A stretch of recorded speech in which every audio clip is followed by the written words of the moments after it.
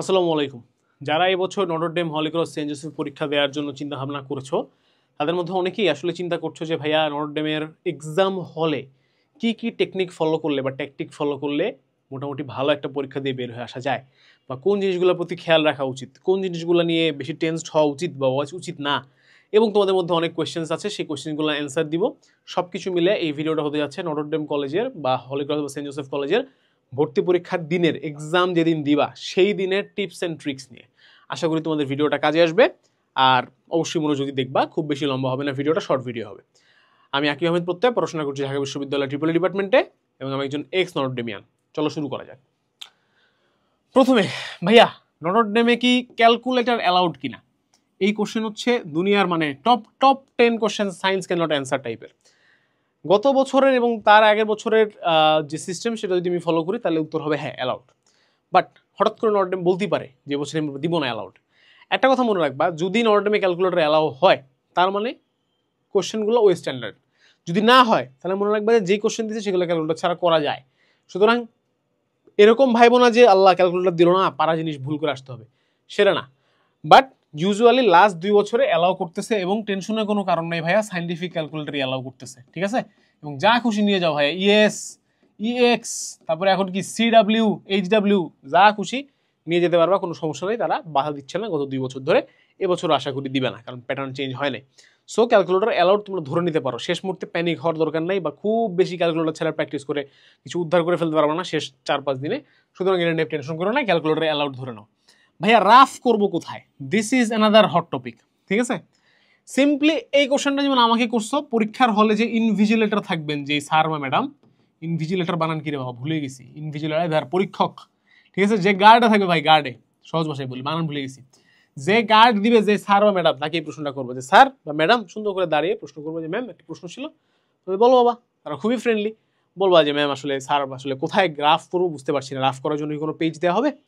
উত্তর হলো হ্যাঁ, পেজ দেওয়া হবে, ঠিক আছে? তুমি রাফ গার্ডের কাছে চাবা, যে গার্ড দিবে যে স্যার বা ম্যাডাম, তিনি হচ্ছেন তোমাকে একটা পেজ দিবে, একটা ফুল পেজ, যেখানে তুমি সব রাফ করতে পারবা, কোনো টেনশন করো না। বাট যেটা ইম্পর্টেন্ট সেটা হচ্ছে ভাইয়া, কোনো অবস্থাতেই কোশ্চেনের চিপায় চাপায় রাফ করো না, এটা একদম মারাত্মক ভুল, এক্সপেলড হয়ে যাবা। কোশ্চেনের চিপায় চাপায় রাফ করা নিষিদ্ধ। কোনো অবস্থাতেই খাতার মধ্যে, মানে যেখানে অ্যান্সার লিখতেছো, কোশ্চেন খাতা একসাথে থাকে আর কি, মানে খাতা কোশ্চেন যেখানেই হোক, এখানে কোনো অবস্থাতে রাফ করা যাবে না। কোনো অবস্থাতেই যেটা করা যাবে না সেটা হচ্ছে বেঞ্চে রাফ করা যাবে না। আল্লাহ, মানুষজন কিভাবে করে এটা, বেঞ্চের মধ্যে রাফ করে। বাবা, এক বেঞ্চে 2 জন করে পরীক্ষা দেয় নটর ডেমে, তুমি যে বেঞ্চের মধ্যে রাফ করো 5 জন দেখে ফেলবে না বেঞ্চে কি লেখা আছে? কমন সেন্স খাটাও একটু। বেঞ্চে কেউ রাফ করে, আমাকে একেবারে স্টুডেন্ট এসে বলতে ভাই বেঞ্চের মধ্যে রাফ করে দিয়ে আসছি, আমি তখনই বুঝছি এই পলার জীবনে চান্স হবে না। আসলে হয় নাই, এখন ওই জন্য হয় না, কোন জন্য হয় না জানি না, চান্স হয় নাই, ঠিক আছে? বেঞ্চে কখনো রাফ করবো না, বেঞ্চে খাতায় কোশ্চেনে কোথাও রাফ করা যাবে না। যদি এখন ধরো বাই চান্স তোমার পেজ দিলই না, তাহলে তুমি রাফই করবো না, তাও এইসব জায়গায় রাফ করো না, ঠিক আছে? No rough is better than বেঞ্চে রাফ। বেঞ্চে কি হয় মানুষ রাফ করে, একটা পরীক্ষার অ্যাডমিশন টেস্ট হচ্ছে ভাই, বেঞ্চে রাফ করে দিয়ে চলে আসছে। আল্লাহ, মানে কি বলবো, যাই হোক, এটা করবো না, ঠিক আছে? 3 নাম্বার, ভাই এই প্রশ্নটা শুনলে আমার মন মেজাজ অত্যন্ত খারাপ হয়ে যায়, বাট তারপর এটা আমি রাখছি এখানে। ভাই নটর ডেম পরীক্ষা কি দেখা দেখি করা যায়? ভাইরে, মানে তুমি কিভাবে এক্সপেক্ট করো যে, দেখো আমি তোমাদেরকে একটা সহজ কথা বুঝাই ভাইয়া, এসএসসি আর এই এনডিসি অ্যাডমিশনের মধ্যে পার্থক্যটা কোথায় বলো তো? এসএসসিতে ধরো তোমার পাশে যে বসছে সেও জিপিএ পাস, তুমিও জিপিএ পাস, কোনো সমস্যা আছে? নাই। এসএসসি তোমার পাশে যে বসছে সে 1230, তুমিও 1230, কোনো সমস্যা আছে? নাই। বাট এখানে তো সমস্যা আছে রে ভাই। এখানে ধরো সবাই দেখা দিয়ে করলো, ওপেন দেখা দিয়ে, যত ইচ্ছা দেখা দিয়ে করো বলে দিল আজকে, নটর ডেম ভর্তি পরীক্ষা এবার যত ইচ্ছা দেখা দিয়ে করা যাবে, সবাই দেখা দিয়ে করলো, তাহলে চান্স কাকে দিবে ভাই? সবাই যদি সমান নাম্বার পায়, চান্স কাকে দিবে? It's a competitive exam, competitive এক্সামের মিনিংই তোমরা বুঝো না ভাই, ঠিক আছে? তো কম্পিটিটিভ এক্সামে তোমার পাশের জন তোমার কম্পিটিটর, তোমার সামনের জন তোমার কম্পিটিটর, তারা শত্রু না তোমার, তোমার লাইফের শত্রু না, বাট এখানে তোমার কম্পিটিটর, ও চান্স পেলে তুমি পাবে না, তুমি পেলে ও পাবে না, ইটস লাইক দ্যাট মোরাললেস, তাই না? তো এখানে দেখা দেখি করার প্রশ্ন কোত্থেকে আসতেছে ফার্স্ট অফ অল ভাইয়া? সেকেন্ড অফ অল, দেখা দেখি করবা না কোনো অবস্থাতেই। তোমাকে পিছনের জন যদি তোমাকে মেরে ফেলে, পিছন থেকে ছুরি ধরে বলে বল তোকে মেরে ফেলবো, তুমি চুপচাপ হচ্ছে ইনভিজিলেটর থেকে জানাবে যে স্যার আমাকে মেরে ফেলতেছে। তুমি ঘাড় ঘুরে তুমি যদি বলো যে আমি দেখাবো না, আমি কিছু দেখাবো না, তো স্যার তো জানা না তুমি কি বলছো, অ্যান্সারও বলতে পারো, স্যার কিন্তু তোমাকে সাইলেন্ট এক্সপেল করে দিবে, ঠিক আছে? নটর ডেমের অ্যাডমিশনের বহুল প্রচলিত একটা জিনিস, সেটা হচ্ছে সাইলেন্ট এক্সপেল্ড, ঠিক আছে? সাইলেন্ট এক্সপেল, এই জিনিসটা মানে বহুত প্রচলিত। আমি বহু প্রমাণকে দেখছি, আমার সময় আমার বন্ধুবান্ধব, টপার লেভেলের বন্ধুবান্ধব, তারা চান্স পায় নাই, কারণ তারা সাইলেন্ট এক্সপেল্ড হয়ে গেছে, কারণ তারা দেখা দিয়ে করে লিখছে। এক জায়গা দিয়ে বসছে 3-4 জন একসাথে দেখছে, দেখা দিয়ে করছে, সাইলেন্ট এক্সপেল্ড হয়ে গেছে। সাইলেন্ট এক্সপেল হওয়া থেকে বাঁচতে হলে দেখা দেখি থেকে বাঁচবো ভাই। পাশে গিয়ে বসছে, ঘুরে তাকানোর দরকার নেই, ঠিক আছে? ছেলেই তো বসবে, দেখার দরকারও নাই তোমার কোনো, ঠিক আছে? ঘুরে তাকায়ও দেখবা না ভাই, পরীক্ষা দিবা চুপচাপ, পরীক্ষা দিয়ে বেরো চলে আসবা, চুপচাপ চলে আসবা। কোনো অবস্থাতেই কোনো ধরনের বেয়াদবি, হট্টগোল, হরগোল, চিল্লি ইনডিসিপ্লিন আচরণ যদি নটরডেম কলেজে পড়তে চাও প্লিজ পরীক্ষার দিন করো না। সিম্পল হিসাব ভাই, ঠিক আছে? কি দরকার, কেন দরকার নেই। এবং দেখা দেখি করা যাবে না, জিজ্ঞেস করা যাবে না, সিম্পল, ঠিক আছে? দেখা দেখি করে পরীক্ষা চান্স পায় কোনো লাভ, মানে পাবাই না, সম্ভবই না। 4, এবার আসো ইম্পর্টেন্ট কোথায় ভাইয়া, টাইম ম্যানেজমেন্ট কিভাবে করব পরীক্ষার হলে, এক্সাম হলে বসে টাইম ম্যানেজমেন্ট কিভাবে করব। সবসময় একটা জিনিস মনে রাখবা, তোমার টার্গেট হবে পরীক্ষাটাকে 45 মিনিটে শেষ করা।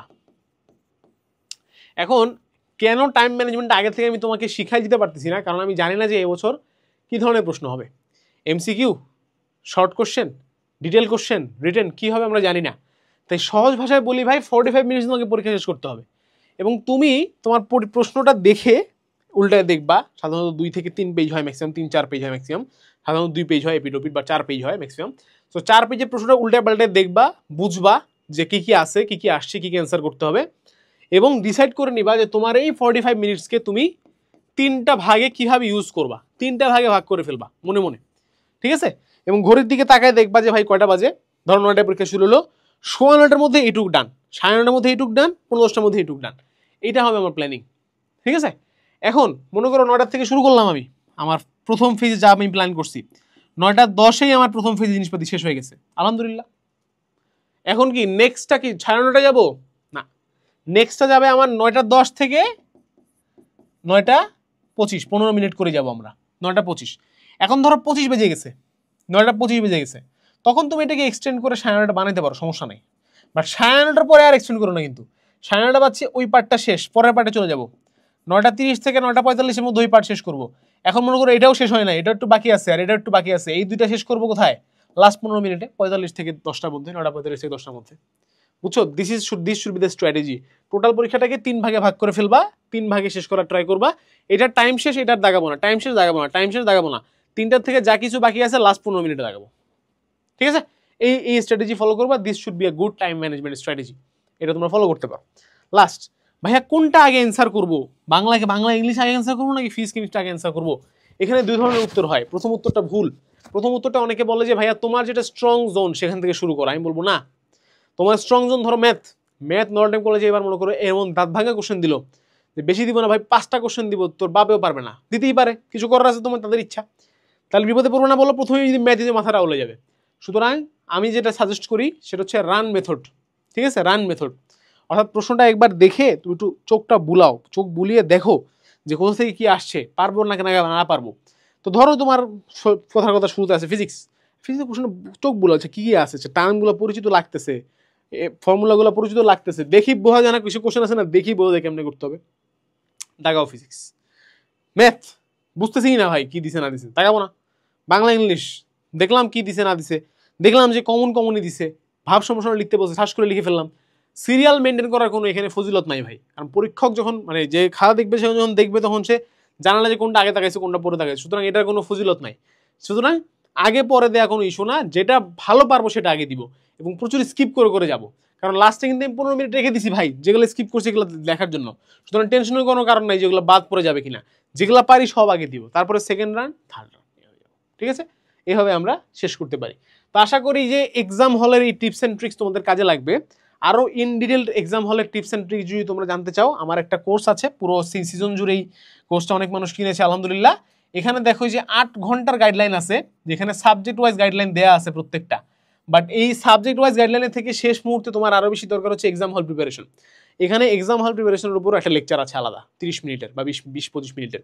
সেই লেকচারটার ভিতরে আরও ডিটেলসে আরও খুঁটিনাটি বিষয়গুলো আমি আলোচনা করছি। তোমরা এই কোর্সটা কিনতে পারো, এবং শেষ মুহূর্তে 10 সেট ডেমো এক্সাম তোমাদের অনেক বেশি কাজে আসবে।